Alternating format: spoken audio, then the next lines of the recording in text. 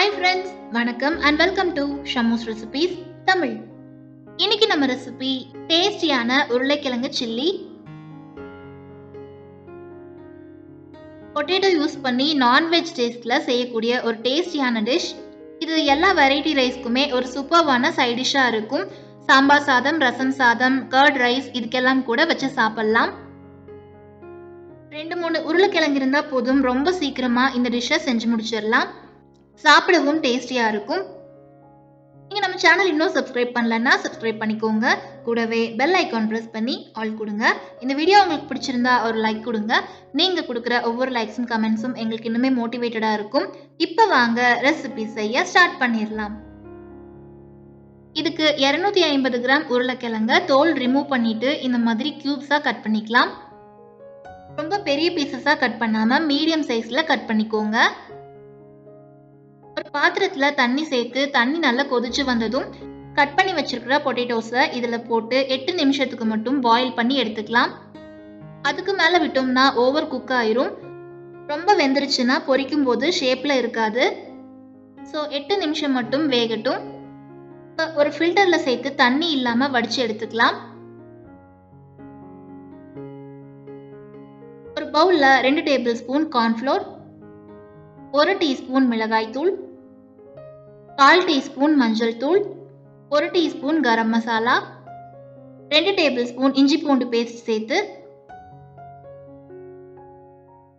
1/2 teaspoon உப்பும் சேர்த்து mix பண்ணிக்கலாம். நல்லா மிக்ஸ் பண்ணதுக்கு அப்புறமா ஹாஃப் பாயில் பண்ணி வச்சிருக்கிற உருளைக்கிழங்கு சேர்த்து கலந்து விட்டுக்கலாம்.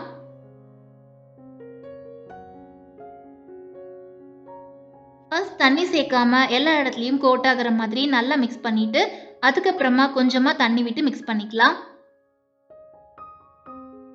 அதிகமா தண்ணி சேர்த்துட்டோம்னா பஜ்ஜி மாவு கன்சிஸ்டன்சிக்கு வந்துடும். ரொம்ப ரன்னியா இருக்கக்கூடாது. ஸோ கொஞ்சமா தண்ணி சேர்த்துக்கிட்டா போதும். கரெக்டா ஹாஃப் பாயில் ஆயிருந்தாதான் மசாலா நல்லா இந்த மாதிரி கோட் பண்ண முடியும். ஓவர் பாயில் பண்ணியிருந்தோம்னா இந்த மாதிரி மிக்ஸ் பண்ணும்போது கிழங்கு மசிஞ்சு உடஞ்சிரும். இந்த மாதிரி மிக்ஸ் பண்ணிட்டு ஒரு கடாயில ஆயில் சேர்த்து சூடு பண்ணிக்கலாம். ஆயில் சூடானதும் பீசஸை ஃப்ரை பண்ணி எடுத்துக்கலாம். மீடியம் ஃப்ளேம்லயே வச்சு குக் பண்ணுங்க. ஆயில் சூடாகாம போட்டாலும் மசாலா பிரிஞ்சிரும். 2 நிமிஷம் விட்டுட்டு திருப்பி விட்டுக்கலாம். ஆல்ரெடி பாயில் ஆயிருக்கிறதுனால ஒரு 5 மினிட்ஸ்லயே நல்லா ஃப்ரை ஆகி வந்துடும். இந்த மாதிரி நல்லா 2 சைடும் ஃப்ரை ஆனதுக்கு அப்புறமா எடுத்துடலாம். லாஸ்டா ஒரு கொத்து கருவேப்பிலைய ஆயில்ல போட்டு ஃப்ரை பண்ணி சேர்த்துக்கலாம். இப்போ நமக்கு டேஸ்டியான பொட்டேட்டோ சில்லி ரெடி ஆயிருச்சு. சைட் டிஷ்க்கு காய்கள் எதுவுமே இல்லைன்னா இந்த மாதிரி 2 உருளைக்கிழங்கு வச்சு ரொம்ப குயிக்கா இதை செஞ்சு முடிச்சிடலாம். சாப்பிட ரொம்பவே டேஸ்டியா இருக்கும்.